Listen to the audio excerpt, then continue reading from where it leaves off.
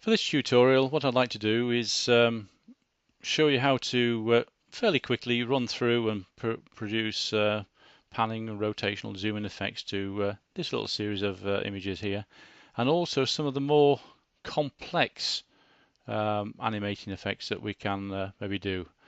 So let's click on that one there, and I'll go through each one of these in turn.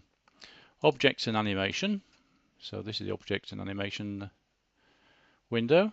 First of all, notice that the keyframe is at the very beginning of the image. So whatever we're going to do is going to be visible at this particular part of when this image comes onto the screen. Now, say we wanted to introduce a zooming effect into the birds here. I'm going to right-click on the timeline, add a keyframe, and zoom in. Okay. And say I wanted to maybe zoom in even further there and rotate at the same time. I'm going to add another keyframe here, zooming, and I'm going to exaggerate this rotational effect so we can see the effect there. And we'll play that. So we're zooming in to this key point here, and then zooming and rotating to that key point there. Okay, we can drag the key point if we wish to the end of the slide. Now then, up here, if you notice when we were zooming along here, it was a straight into the zoom, stop, and then into the zoom and rotate, stop. And that is because we've got up here the default setting, which is linear. Now, if we'd have selected accelerate, it would have started off very slowly and then gradually zoomed into the full rate. Slow down would have done the opposite. It would have been zooming very quickly and then slowing down. And smooth, which is a very nice effect, it will gradually start into the full speed, slow down into the full speed, and slow down as you go along the timeline. However, if we select, so I'm going to select that key point there, and I'm going to go into the pan, because we've actually applied a bit of pan, zoom, and rotate to this image as we go along the timeline. I'm going to select smooth there, smooth for the zoom, and smooth for the rotate. Now if we play it, if you notice, we're rotating at the same time all the way through the timeline. Now this is because we've gone and changed it from a linear effect. So in order to bring back just the zoom into that area there, into that keyframe then, and then the zoom and rotate in that area there, we need to split out these effects. So if we go into setting up, we need to separate here. Click OK on that one. Separate here. And depending on how many keyframes you've got along here will depend on how many of these separate here scissor effects you've got, and you can separate whichever ones you wish. Well, I'm just going to show you the effect of this one particular simple example. So now hopefully we'll have a zoom, nice smooth zoom to there, and then a zoom and rotate effect there. There we go, into a nice zoom, slow down, then a nice gentle rotate.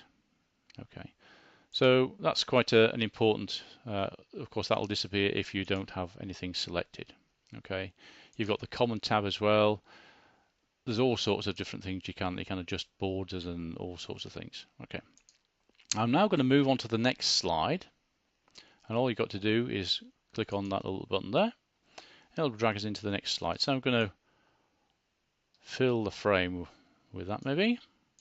Okay, create a new keyframe here, a nice zoom, and just a gentle rotate. A rotate can be quite effective, just a subtle rotate. Next image. Make sure it fills the frame, fills the slide. Right click, add a keyframe. Nice gentle rotate. Okay. Next image. Now for this one here, what we could do is maybe have a panning effect. So I'll just zoom in like that. Okay, create a new keyframe here. Keyframe here, and pan him across. Next image.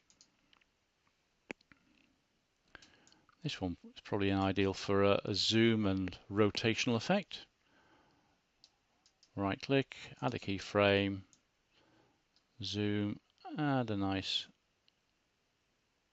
let's do it that way. So it's, there we are. I've got to make sure that we get the entire image to cover the slide.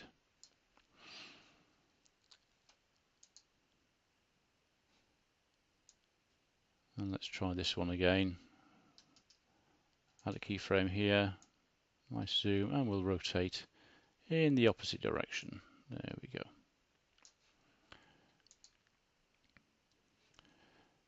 And for the last one, we can have a nice zoom in to the boat. Just a straight zoom into the boat. Okay. We need to make sure that we don't zoom too far. Okay, I'll just because otherwise we're going to be losing pixel detail. There won't be sufficient pixel detail in that in the picture now because I've zoomed in too far. So maybe about with this particular camera, about 2.5 times is about the maximum you can do without starting to lose image resolution. Okay, so I'm going to close that down. Just go into the timeline, select our little bird image there and press the play button, and we'll see the effects that we've gone and created.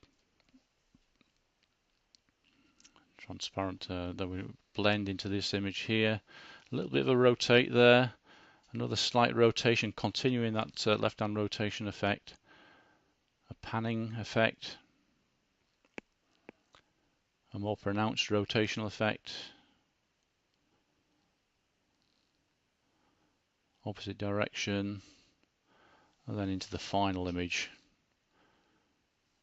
Zooming into the boat. So hopefully that's given you a little bit of a taste of what is possible in the more advanced parts of the Objects and Animations tab. And of course you can bring in videos, other images to enhance and create all sorts of animated effects.